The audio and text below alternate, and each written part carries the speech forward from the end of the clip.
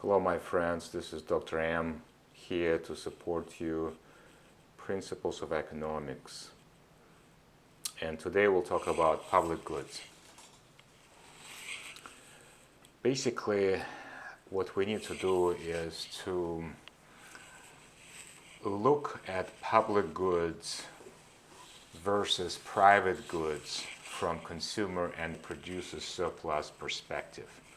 Because the best way to think about how people make choices in relationship to private or public goods, it has to be very helpful to look at consumer and producer surplus perspective. So where do we start? We start with declaring that information is the key.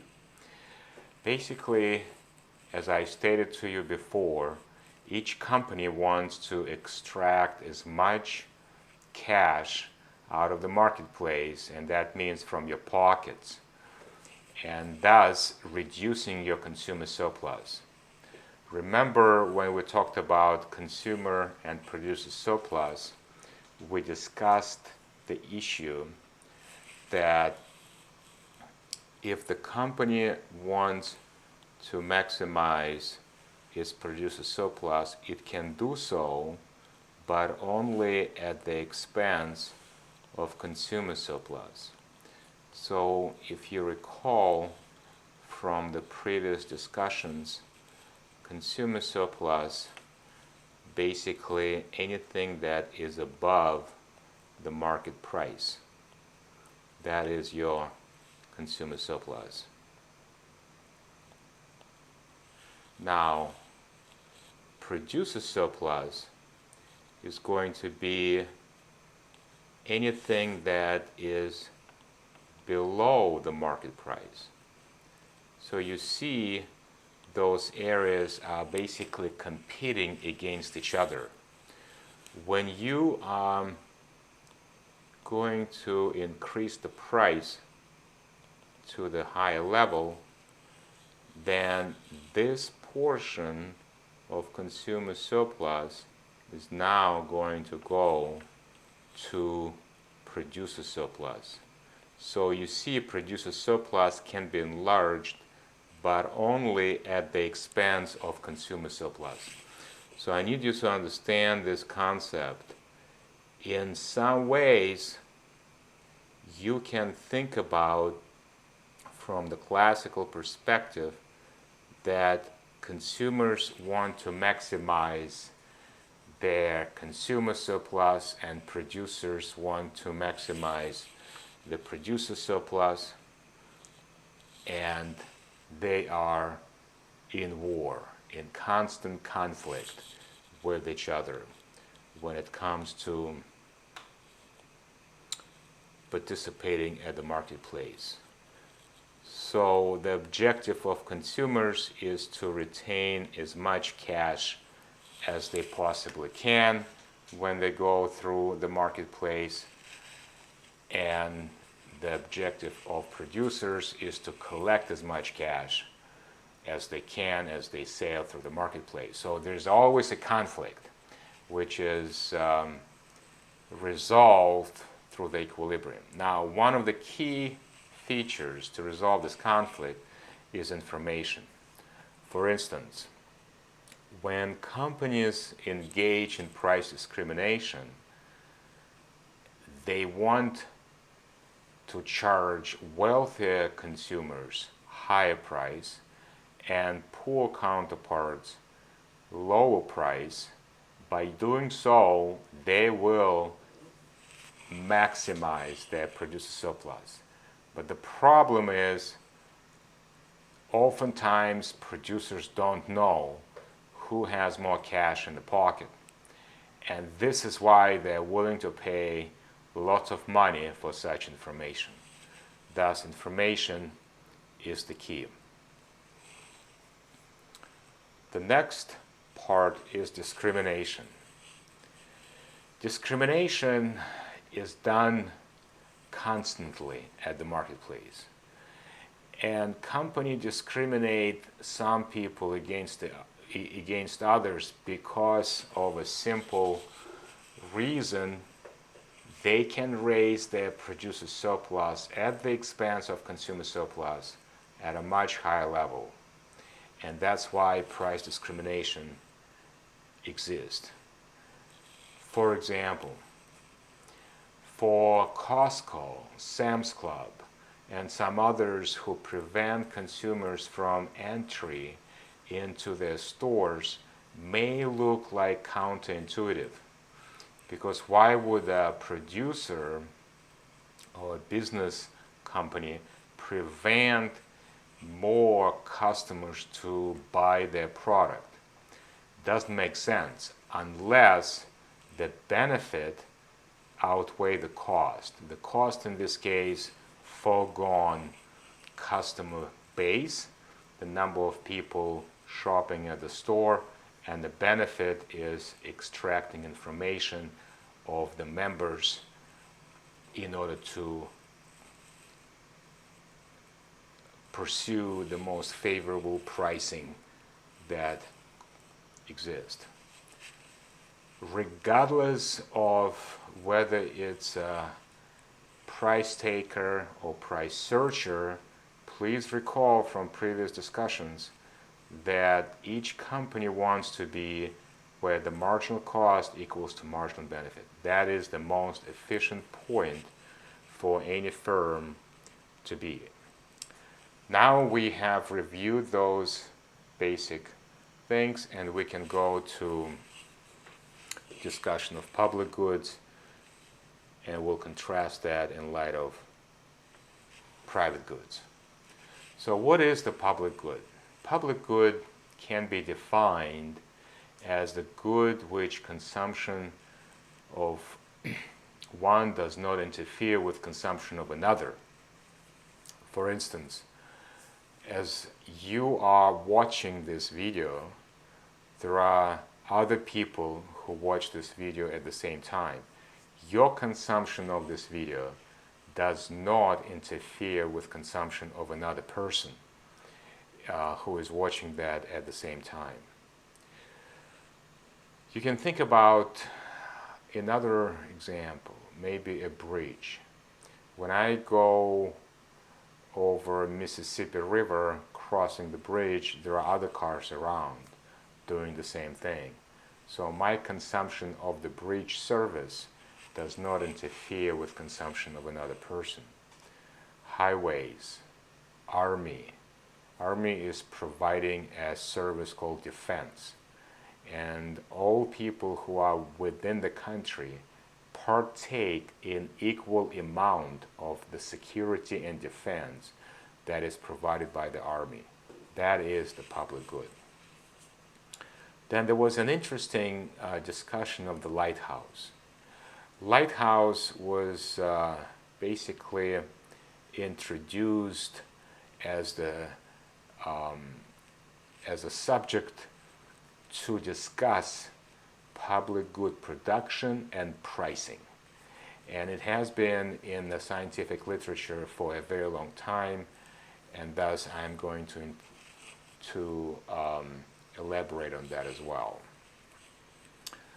Public goods typically not allocated at the marketplace, although some goods at some point can take either property, public or private good, and we'll talk about this in a moment. Another feature of public goods, they are not excludable. Say I am listening to a public radio station. My participation in consumption of this programming provided by National Public Radio does not preclude consumption of another person, and it's not allocated in a competitive way because the waves are broadcasted to everyone who can be a part of it, and I cannot exclude you or another person from consuming it. Once the waves are broadcasted, whether it's a cell service, whether it's a radio service or television, you cannot exclude other people from such public good. The next question that we want to answer is, how do you price public goods, and how do you make sure that there is a proper market allocation of it? The best way to think about this would be in the following way. What I have in front of you is the similar graph that you have seen before, and that is public good allocation, or the private good allocation can be depicted at from the same perspective. So let me switch here to another screen, and it will allow you to think through what we have done before. So we have one person, if you recall, price versus quantity, person one, and there is a demand, which is sum of marginal benefits for that person. Then you have a second person that has a different elasticity. Let's call this person 2, and that's the demand that is equal to sum of marginal benefits. And then you have a marketplace. The marketplace is basically going to be summation of all marginal benefits. So in this case, the second person will not enter the marketplace until the price is going to be at this level. But the first person will enter the marketplace where the price is available. Thus, this part of the market demand is going to illustrate and represent only person 1. Once the person 2 will join the market at this price, then it will change the slope to include the marginal benefit of the second person. So that's what you have seen before, and I'm going to use the similar concept to illustrate demand for public goods. This was a quick review for a demonstration of private good allocation, and the same you can do with supply. That was called horizontal summation. Now, let's look at public good allocation. And the public good allocation is going to be a vertical summation. So let me switch the screen and walk you through step by step how to make it happen. So essentially, you are looking at different demanders. In this case, you have a demand 1, and I'm just going to put it all in one graph. And you have a demand 2. So you can call this demand 1, and this is demand 2. And essentially, what you are looking at, since it's a vertical summation, you are looking at the maximum of quantity that demand 1 can consume, and thus this part of the market demand is going to be represented only by demand 2. because demand 1 is not entering this function of the market activity. But once you reach that level, then you have demand 2 joining the market, and the line is going to extend, because this green line represents both demand 1 and demand 2 passing this point. So, and we can call this demand 3, which is the market demand. Finally, you can see what happens when you're going to keep the price at this level and your supply is perfectly elastic. So see what happens in here. By definition, sum of marginal benefits must be equal to sum of marginal cost at equilibrium. So this is your equilibrium, my friends. Once you find equilibrium, things get very easy. You project this equilibrium, and that's the price that you will charge demand 2, and that's the price that you will charge demand 1. So your summation of prices is actually equals to the market equilibrium. So this picture shows you how people market and price public goods, and it's basically vertical summation. All right, so now we've done this, we can go back to the slide and do some applications, some examples. It's going to be very helpful for us. So let's do this. Since we graphically understand what the vertical summation means, now we can jump and do the next slide. With the next slide, I'm going to use as the movie example. Essentially, what you are looking at production of the movie that is going to demonstrate to us how movies are priced.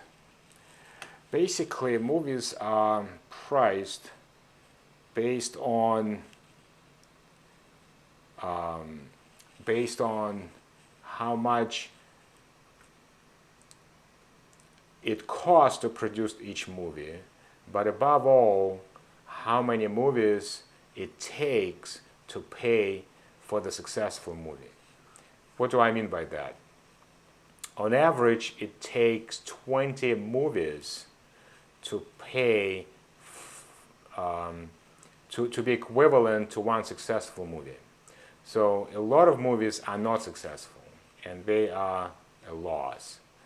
And one successful movie can pay for the 20 on average that are not successful. So once the movie is produced, it is basically a public good. So when you and I watch the movie, no one can exclude us from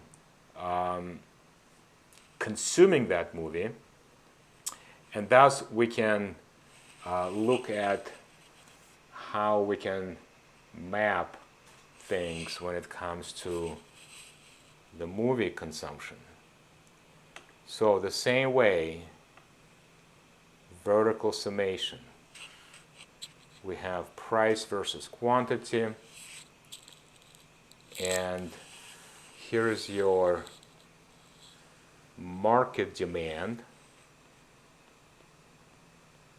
for the movie, and then you have individual demand.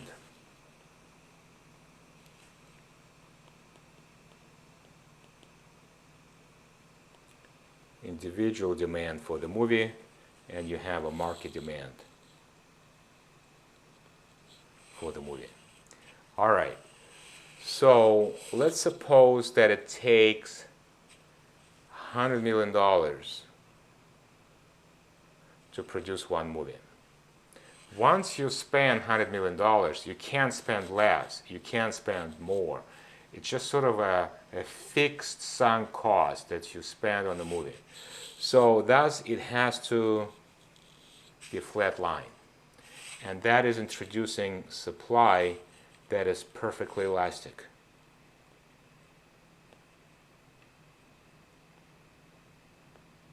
Perfectly elastic supply. Remember the rule. You find the equilibrium. Equilibrium is sum of marginal cost equals to sum of marginal benefits. And in this case, supply represents sum of marginal cost, and demand represents sum of marginal benefits.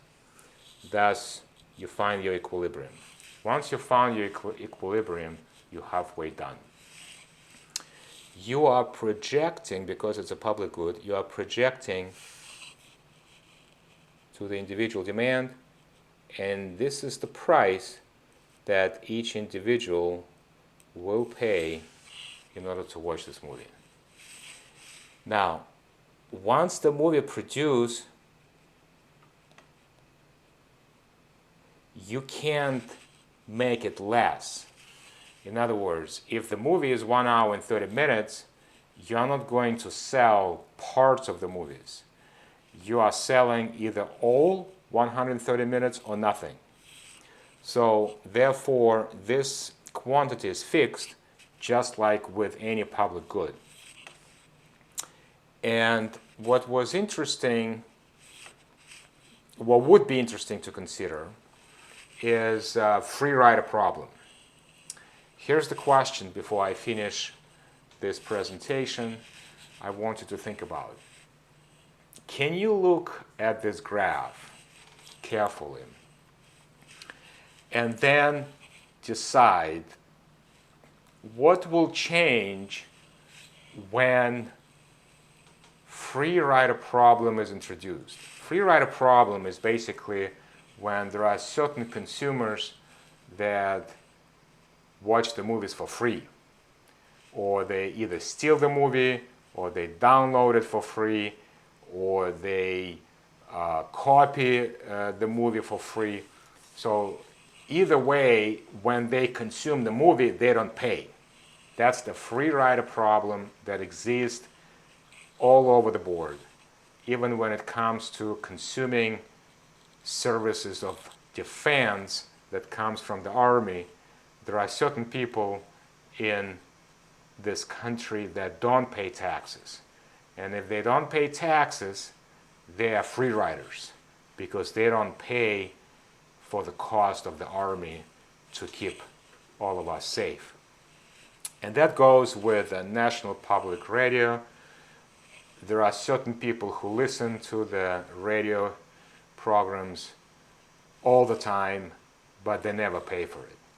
So can you elaborate what happens to the free rider problem in terms of its impact on production and pricing of public goods?